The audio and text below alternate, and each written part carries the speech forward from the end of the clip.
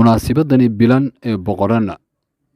oo hay'adda baaldega iyo caleemasaarka boqor maxamuud axmed liibana iyo weliba caaqil xuseen axmed cali oo ka mid noqon doona madaxda dhaqanka ee Somaliland gaar ahaan ka soo jeeda gobolkaasi Sanaag ayaa ka dhacday degmadaasi Ceelaf Weyn. munaasabadani oo shacabka degmadaasi Ceelaf Weyn soo jiitay ayaa si mug iyo miisaan leh looga soo qayb galay caleemasaarkaasi, waxaana ka soo qayb galay badiba madax dhaqameedka uqaasha waxgaradka iyo weliba indheedgaradka degmadaasi Ceelaf Weyn iyo weliba gaar ahaan isimo waxgarad salaadiin iyo cuqaal ka kala yimi gobolada Somaliland. sidoo kale waxaa munaasabadan caleemasaarka boqor maxamuud axmed liibaan iyo weliba caaqil xuseen axmed cali ka soo qayb galay maamulka degmadaasi Ceelaf Weyn, maamulka degmada Garadag, maamulka degmada Dareerweyne, haldoor iyo siyaasiyiin kale kuwaasoo dhammaantoodba ku sugnaa madasha caleemasaarkaasi ayaa isimadani maanta la doortay alla uga baryay in xilkaasi ku asturo.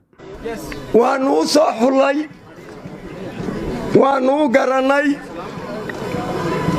labeenta noo timi rag iyo dumarba ee Somaliland. waxaannu rabnaa inay noogu ducayaan oo u ducayaan wixii aannu u keennay ilaahay inuu garansiiyo, aqbal siiyo, sidii aannu ugu garannayna ay wax uga qabto. sida qiimaha leh ee ay uga soo qayb galeen aad iyo aad baannu u soo dhowaynaynaa. annaguna labadaa nin reerka dee soo xulay ee keenay baannu nahay, waa doorannay. haddii aannu reerkaa nahay martida loo yahay marti sharafta loogu yimi, annagaa dalbannay, annagaa gurigan munaasabaddan ballaadhan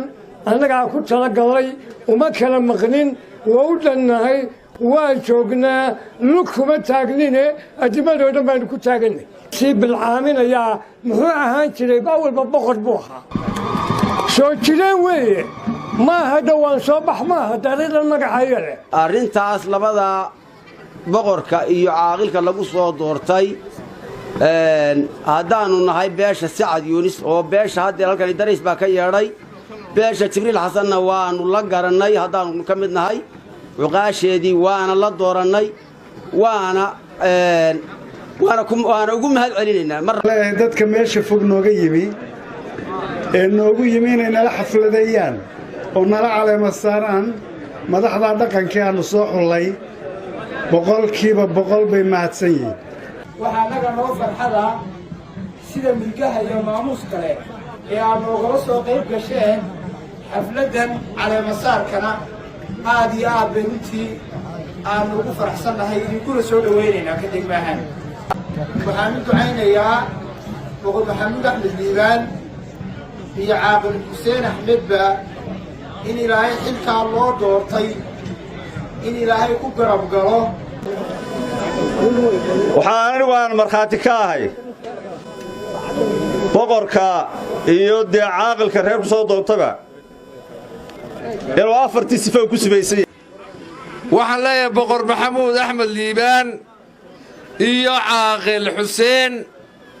axmed cabdiba ku soo dhowaada bahda dhaqanka. halkan maanta waxaa idiin joogaa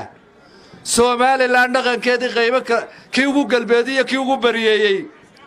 oo dhammaanteed idigu yimi codsigii aad u soo gudbiseen ee ahaa boqorka iyo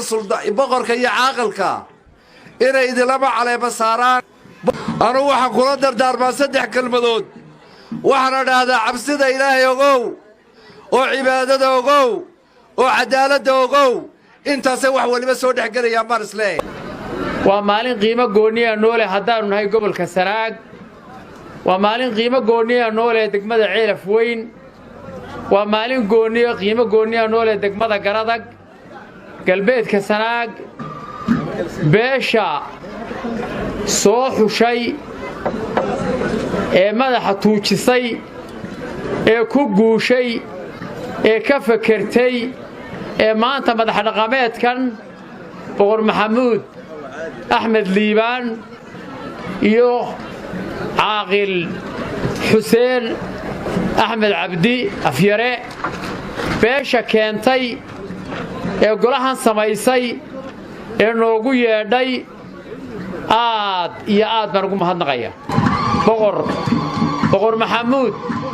axmed liibaan runta markaan sheego waa qorrax u soo baxday gobolkan Sanaag ceelaf weyn iyo nawaaxigeedii magaalooyinka kaleba baahiyo keentay uma qabo inuu magac ka helo inuu u doontay uma qabo inuu isku dhiso inuu u doontay waa nin hawshiisa kalaba ay ka badnayd weeye hadday ganacsi tahay iyo hadday hawlaha dhulka kale kaga laalan tahayba waa nin hawshiisa kale ka badnayd waxaan u filayaa ilaahay baa u gartay siduu wax ugu tari lahaa hawlaha halkan ka yaala ilaahaydankii waxaan ka baryayaa in boqorka iyo caaqilkaasi noqdaan kuwii waxyaabo badan oo degmada ka dhici jiray kuwii baabi'iya wuxuu yidhi dartaabuu xamar daabad u dadaaba xidhnaayo doogna waa ka nijaas buu yidhi waxaa qamaamuurta halkaa fadhida waxaan halkan u nimi maanta inaan ballan qaadno inaan la shaqaynayno caaqilka iyo boqorka iyagoo ku soo biiray bahda dhaqanka waxaan leenahay ku soo biira bahda dhaqanka waa meel hawl badan waana meel u baahan kollayba inaad wakhtigaaga iyo hantidaadaba geliso waxaanu leenahay ku soo dhowaada bahda dhaqanka haddaanu nahay gobolka Sanaag waxaanu leenahay ku soo dhowaada bahda dhaqanka madashan bilan ee boqoran ee la sameeyayna waxaanu aad iyo aad u sameeyay haweenka waan uga mahadnaqaynaa waxaanu leenahay jazakallahu khayr reerka soo xushay aad bay u mahadsan yihiin way asiibeen qolada degmada Ceelaf Weyn oo shaqaaqo badan hore uga soo dhacday waxaan rajaynaynaa wixii baaqiyaad ka ahaa inay noqdaan labada boqorka iyo caaqilkaasi kuwii soo afjari lahaa ee dhammayn lahaa ducadaan ugu ducaynayno walaaladeen waxaanu leenahay istacin billaah walaa tacajis walaa xawla walaa quwwata illaa billaah ilaahaasaynu ayaan maaragtay hoos joogtaan badan buu ku dhex jiray labaduba waa laba nin oo culimo ah oo diin leh oo aqoon leh oo waxa weeyaan maaragtay alla ka cabsigu abuun ilaahay subxaanahu wa tacaala waxa weye kaashada shaqaaqadaa ka taagan laascaanood iyo gobolka sool ilaahay aynaga qaboojiyo waxaan aad iyo aad ugu mahadnaqayaa beesha soo xushay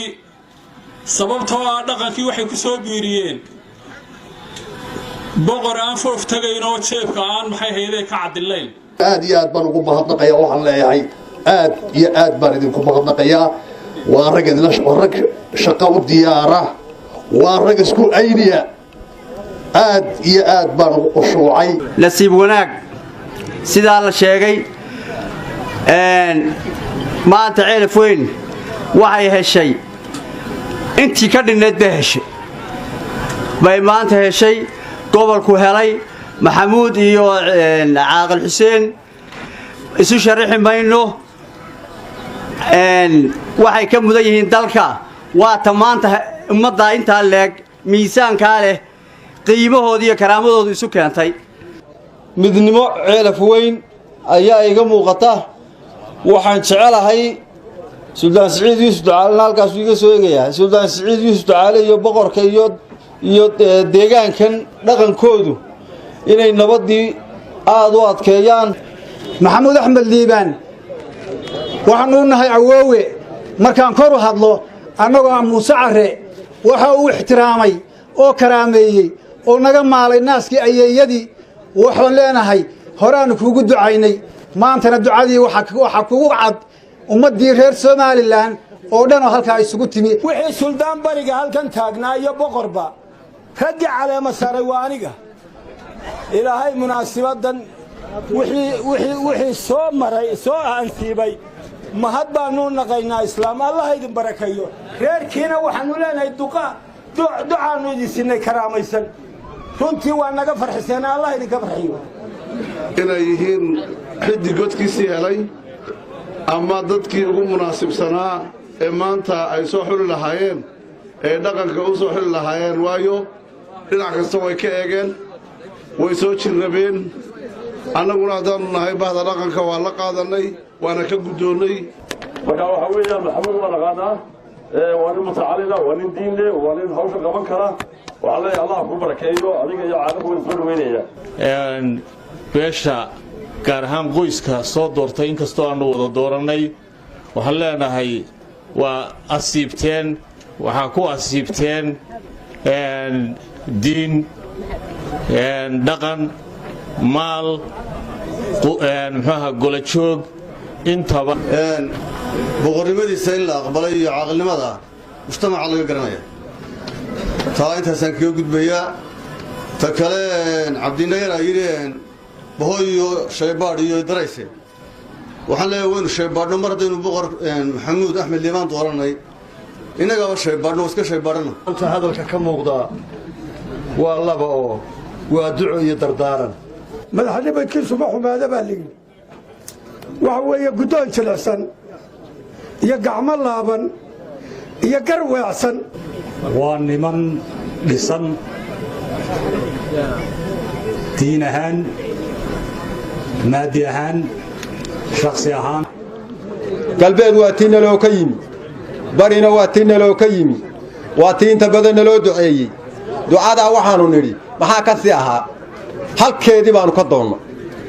boqorka aannu maanta doorannay iyo caaqilka aannu maanta doorannay guntiyo baarkaannu ku dhiijinnay halkii ay ku jirtay baannu hellay iyagaa noo afjaraya wixii ka jira gobolka Sanaag gaar ahaan degmada Ceelafooyn anigoo ku hadlaya magacayga kagana wakiila guddiga guul iyo gobonnimo ee daahir faarax gaashaanbuur allamadan iyo xuseen cabdille oo golaha joogta waxay yihiin baan lanahay noo dheeraada qoysnima noo dheeraada inaanu ka soo qayb galan oo ku faraxsanahay dabaloon harsada allah inaga dhigo annagana imashadayada miisaanka xasanaadka allah noogu daro waxa weeye sidaa aad xilka ugu dhiibteenna raggiinii yeedhayow waxa weeye ula shaqeeyay una gelbiya ceelaf weyn aanu muddaan joogayna kuma calaacalayo waxa weeye wanaag baan yaan ku ogahay magac iyo sharaf iyo karaama inooga siyaado iyo khayr ilaahay xaggiisa looga waraabaan ilaahay labadoodaba weydiinayaa beeshii soo saartayna waxaan leeyahay waa idinla qaadannay laba qof oo xulabaa keenteen waannu idinla qaadannay waana insha allahu wada shaqayn doonnaa oo la shaqayn doonnaa oo aanu ku tuhmayno intii halkan laga caddeeyey oo ah nin aanu isleenahay insha allahu bidmilaahi kadib ilaahay uga baryayno inaannu ku nasanno haddaannu dhammaan dhaqanka oo dhan nahay inaannu ku nasanno insha allahu bidmillaahi kariim waxqabadkiisa waxaannu qiimaynay arrimaha gidoonka uu ku jiro suldaan la caleemasaar iyo cusub iyo boqor la caleemasaar iyo cusub umaanaan imanne waxaannu u nimid taa maanta marka aad ka caddayseen ee aad tidhaahdeen cadceed buu noqonayaa inaad gacmaha isqabsataan wixii xumaana iyo wixii arina oo dhanna aad meel iska saartaan boqorka iyo ugaaskana iyo caaqilkana waxaan leeyahay dadkan waa dadkiinnii waa dadka maanta halkaa idin keenay inaad iyagana hoos u eegtaan oo mar walba inaydaan tiina eegin oo agtooda eegtaan iyagana ilaahay ha ugu gargaaro xilka waxa in yar baan waxaan filayaa intaan imika xilkan hayay marka xagga laga hadlaya garxajiska waa nin labadii saddexaad ee aan imaado xaflad ay leeyihiin rag badan oo boqolaal gaadhayana xilka waa qaadeen waxaan u imiyey ugu weyneed waxa weeye runta marka laga hadlayo wanaaggaa iyo maamuuskaa ku ammaanayso anaan ku ogahay boqorka weliba boqorkaan anugu aad u aqaanaa caaqilkana waa taa laga sheekeeyey waa ugu weyn iyo inaannu idin soo booqanno gebagabadiina waxaa iyaguna halkaasi ka hadlay boqor maxamuud axmed liibaan iyo weliba caaqil xuseen axmed cali ayaa iyaguna dhankooda u mahad celiyey dadkii ka soo qayb galay munaasabadda caleemasaarkooda waxa weeye ma jirto marka ilaahay waqtiga inoo suuro geliyey ee halkaa inagu kulmiyey ayaa mahadda koowaad iskale mahadda labaad waxaa leh salaadiinta iyo boqorrada iyo garaadada waasyada jiif caaqilada guurtida haweenweynaha ayaa mahadda laftigooda iyo taymkooda inagu soo bixiyey kolley wax waa dee hawl badan waa la qabtay waxa hadhay baaqiga inaynana dhammaystiranno aynaan dadkaa dhimin oo maalin walba hadal xun iyo wax dadku ka naxo inaynu ka ilaalino isuna laab xaadhanno isna cafino kelmad waxaan leeyahay ceelaf weyn runtii waxaanan lahayn baa maantoo dhan aan ugu ammaanayseen ama igu ammaanayseen iyada reer ceelaf weynow ceelaf weyn waxay ahaan jirtay waqtiyadii hore magaalo runtii ku ammaanan nabadgelyo iyo horumar baryahan dambe nuqdad madow baa ayna taabatay waana taa laynugu canaananaya waxaynu u baahannahay inaynu ceelaf weynteedii ku soo celinno waxaan runtii anigu sidii laga hadlayey shaqadaydu ganacsi iyo bay ahayd hindiso engineering laakiin markii la ii soo bandhigay waxa keliya igu riixay waxa weeyaan in badan baan anigu shaqaysanay in ceelaf weyn iyo bulshada somalilan waqti la geliyo waxay markaa u baahan tahay ceelaf weyn inaynu iyo somalilanba nabadgelyadeeda ka shaqeyno axmed maxamed cilmi bulsha t v ceelaf weyn